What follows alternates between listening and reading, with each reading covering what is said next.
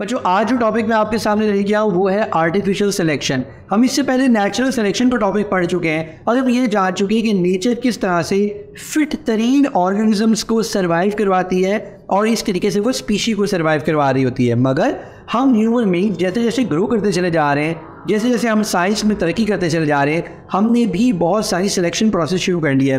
आप लोग अभी नोट कीजिएगा, जब कभी किसी लड़के लड़की को ऑप्शन दी जाती है शादी के लिए, तो लड़का पहली बात ये करता है कि लड़की खूबसूरत होनी चाहिए, ये हाइट होनी चाहिए, ये बाल होने चाहिए, ऐसी आंखें होनी चाहिए। लड़की से पूछते तो वो भी कहीं हैंडसम हो, स्मार्ट हो, सिक्स पैक्स हो। ये कहीं ना कहीं इसमें भी आर्टिफिशियल सिलेक्शन इन्वॉल्व हो जाती है, बिकॉज नेचर हमेशा जानवरों को ये एक सेंस देती है कि वो अपने पार्टनर्स को सिलेक्ट करते हुए बेहतरीन पार्टनर्स को सिलेक्ट करें, बट वो कहीं ना कहीं नेचुरल सिलेक्शन है। आर्टिफिशियल सिलेक्शन की बात करते हैं हम, जो कमर्शियल बेनिफिट्स के लिए, कमर्शियल एडवांटेजेस के लिए हम जब अपने मन चाहे ऑर्गेनिजम्स को, अपने मन चाहे कैरेक्टरिस्टिक्स वाले जानवरों को एक दूसरे के साथ मीट करवाकर अपनी मन चाहे कैरेक्टरिस्टिक्स के जानवर प्रोड्यूस करते हैं, that is basically artificial selection. और ये जानवर जो है ये हमारे प्रोवाइड किए हुए पैम्पर्ड इन्वायरमेंट में सर्वाइव कर सकते हैं, ये नेचुरली सर्वाइव नहीं कर सकते। इसकी बड़ी बड़ी एग्जांपल्स मैं अगर आपको दूँ, ऑस्ट्रेलियन काउस जो कि बहुत ज़्यादा दूध देती है, हमारे पास बहुत जैसे जर्मन शेफर्ड्स हैं, लैब्राडोर्स हैं, रिट्रीवर्स हैं, ये कुत्ते जो कि बहुत ही ज़्यादा इंटेलिजेंट है। हमारे पास वीट की वैराइटीज़ जो पर एकड़ यील्ड बहुत ज़्यादा दे रही होती है।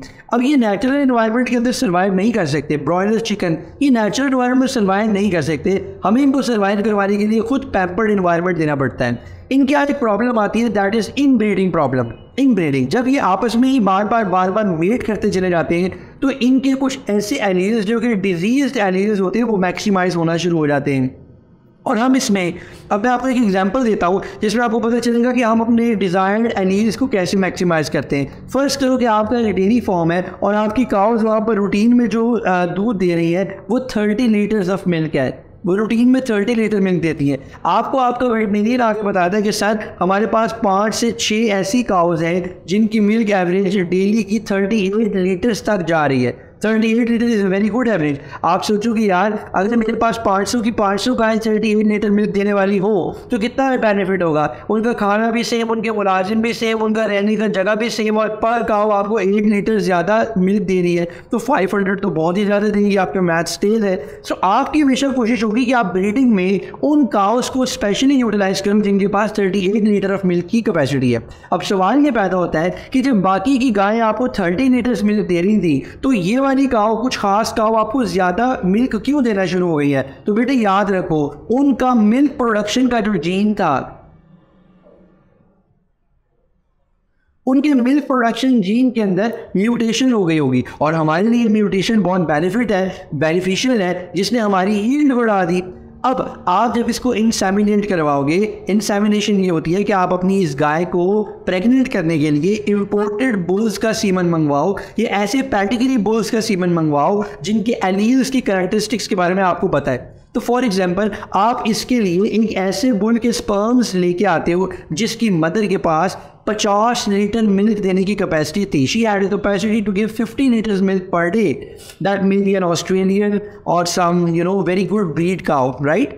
So now what we are expecting, that bull has an X and a Y chromosome. If that bull gives you, so उस बुल के पास एक जो X क्रोमोसोम है उसके पास वही वाला जीन होगा जो उसकी माँ के पास था 50 लीटर्स वाला।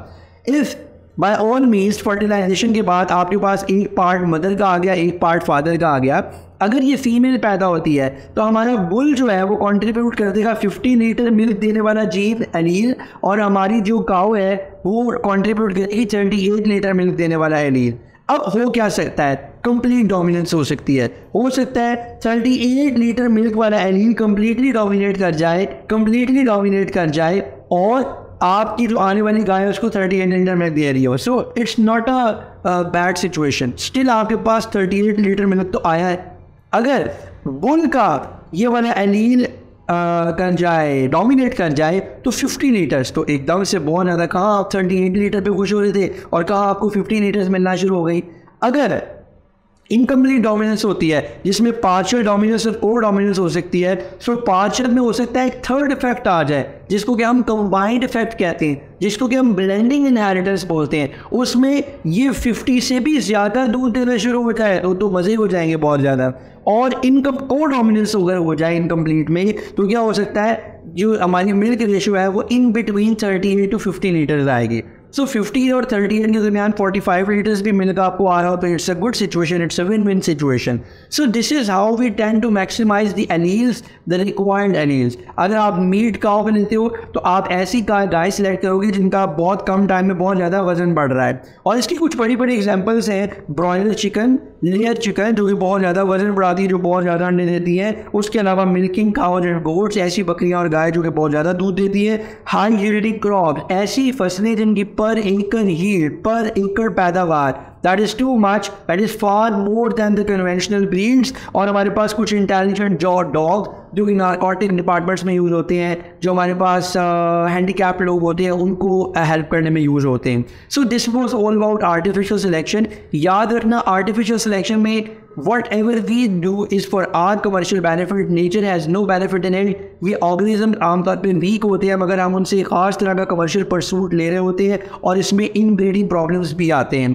नीचे डिस्क्रिप्शन में मैंने लिंक डाला हुआ है जिसमें मैंने इनके मल्टीपल चॉइस क्वेश्चन और लॉन्ग क्वेश्चंस को डिस्कस किया हुआ है। तुम जरूर इसको क्लिक करना ताकि तुम्हें पता चल जाए कि इससे रिलेटेड क्वेश्चंस को कैसे आंसर किया जाता है। Bye bye.